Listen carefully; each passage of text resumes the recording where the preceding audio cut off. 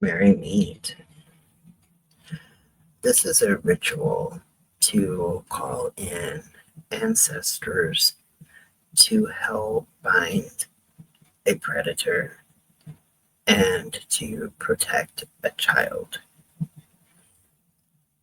It also binds harmful actions and helps justice prevail.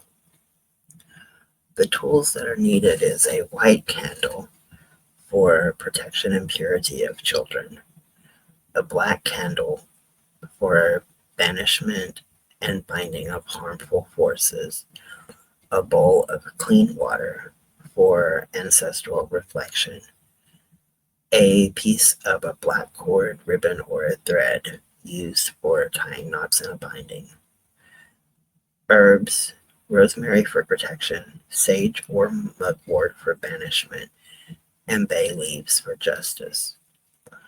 A photo, a token, or a symbol of your ancestors. An offering for the ancestors that can be bread, wine, tobacco, or fruit. Just something that's simple and meaningful. And then you begin with preparing the space. Cleanse the area with smoke, salt water, or sound. Place the black candle to the left, the white candle to the right, and the bowl of water in the center with the cord nearby. Then you call the ancestors. You light the white candle and say, "Ancestors of blood and spirit, I call you here. Protectors, warriors, guardians of truth, I honor you. Stand with me against harm, defend the innocent, and bring justice to the guilty." And then you place the offering beside the water bowl. And you begin with the banishing invocation. You light the black candle and say, "Flames of shadow burn away evil. By the power of my ancestors, I banish the predator. I strip away their power. I bind their cruelty."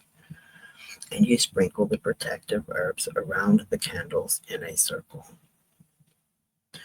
The binding. Take the black cord in your hands.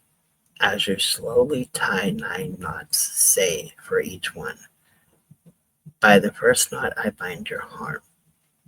By the second knot your lies are disarmed. By the third knot your secrets revealed. By the fourth knot your actions concealed. By the fifth knot justice shall rise. By the sixth knot truth opens eyes. By the seventh knot your power undone. By the eighth knot protecting begun. By the ninth knot the binding is sealed. Ancestors guard, the children are healed." You wrap the cord around the base of the black candle and let it sit until the candle has burned down. And then you seal the work.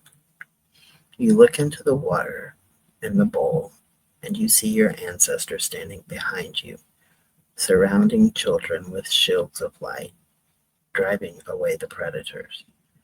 You say, "As I will it, with my ancestors beside me, so let it be done.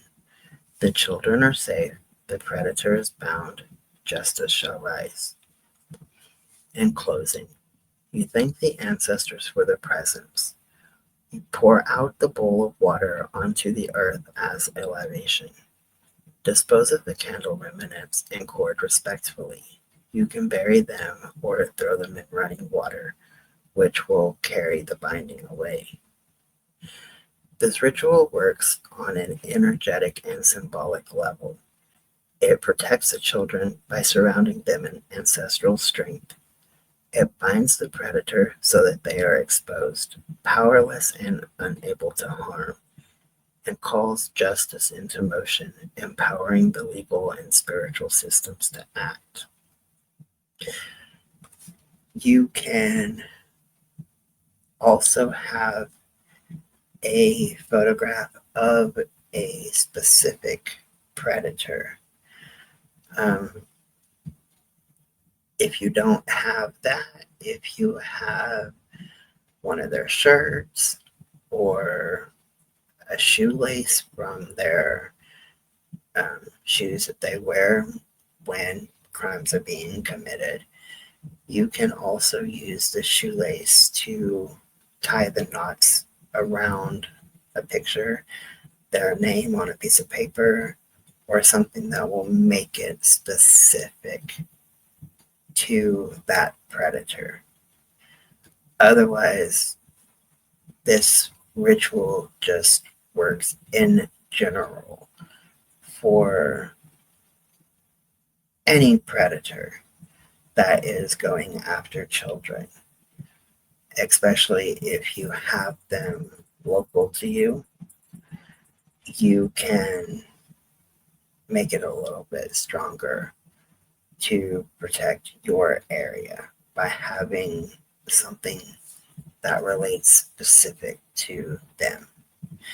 This is in no way saying that you should hunt down a predator or that you should harass them or threaten them or cause them any harm. The goal is to make them visible to everybody else, to protect the children, and to have justice open her eyes and, let them go to jail. Because prison is a great karma for predators. Stay safe. Blessed be.